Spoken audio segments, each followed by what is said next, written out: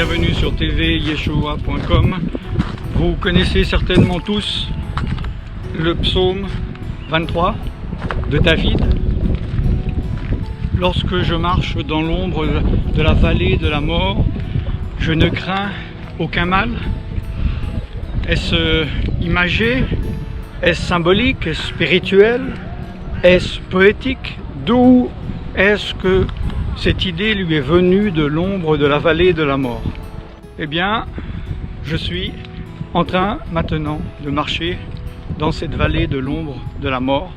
Il s'agit de la vallée de Kédron. Je crois qu'en français vous dites Cédron. Et nous sommes en plein milieu.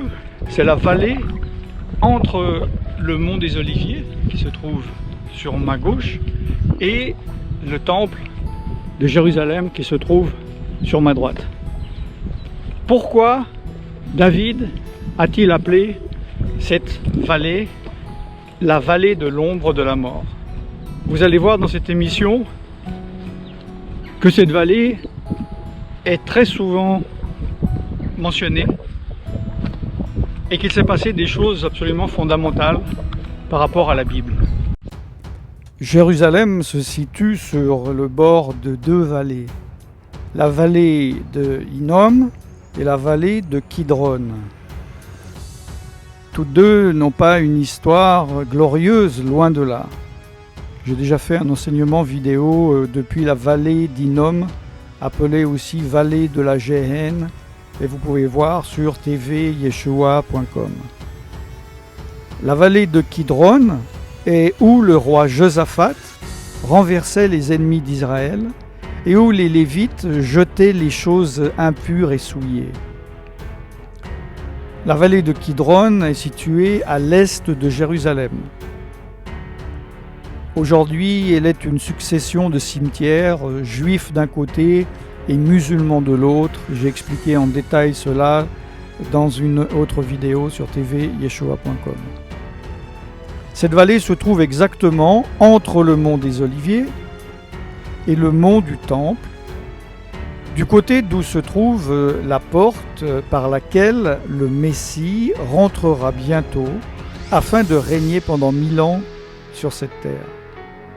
Les Juifs sont enterrés là afin qu'une fois ressuscités, ils soient les premiers à voir le Messie venir dans sa gloire. Et les musulmans sont enterrés afin d'empêcher de ce que la prophétie s'accomplisse, puisque le Messie juif, selon eux, ne pourra pas passer cette porte, ne pouvant pas, selon la Torah, entrer en contact physique avec des morts sans devenir impur. C'est bien mal connaître Yeshua, qui, lorsqu'il touche un lépreux, le lépreux devient pur, et lorsqu'il touche un mort, c'est le mort qui ressuscite et non pas le Seigneur qui meurt. Au début de cette vidéo, vous m'avez vu marcher devant le monument d'Absalom et le tombeau du prophète Zacharie, dont je parle dans une autre vidéo. De nos jours, ces deux vallées sont les seules à ne pas être habitées. Lors de la rébellion d'Absalom, le fils de David, le roi David a fui par cette vallée.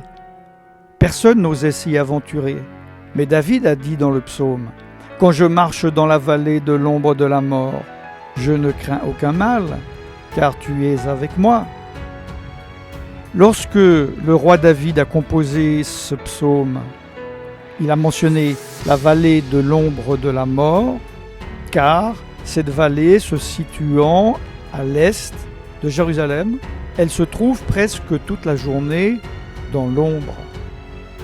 Le monument du méchant roi Absalom nous rappelle la destinée de ceux qui se rebellent contre Dieu. Et il ne faut pas oublier qu'au bout de cette vallée commence la vallée de la Gehenna, de la Géhenne, symbole du feu et de la damnation éternelle dont Yeshua a parlé dans les évangiles. Lors de l'arrestation de Yeshua sur le mont Gethsémané, il a dû traverser la vallée de l'ombre de la mort pour se rendre à Jérusalem afin d'y être crucifié. L'Éternel est mon berger, je ne manquerai de rien. Il me fait reposer dans de verts pâturages. Il me mène à des eaux paisibles. Il restaure mon âme. Il me conduit dans des sentiers de justice à cause de son nom. Même quand je marcherai par la vallée de l'ombre de la mort, je ne craindrai aucun mal, car tu es avec moi. Ta houlette et ton bâton sont eux qui me consolent. Tu dresses devant moi une table en la présence de mes ennemis. Tu as oint ma tête d'huile, ma coupe est comble. Oui, la bonté et la gratuité me suivront tous les jours de ma vie, et mon habitation sera dans la maison de l'Éternel pour de longs jours. Cette émission est maintenant terminée. Restez connectés sur tvyeshua.com pour écouter la suite des programmes 24h/24 et gratuitement. Je vous bénis dans le nom tout-puissant de Yeshua Mashiach. Shalom.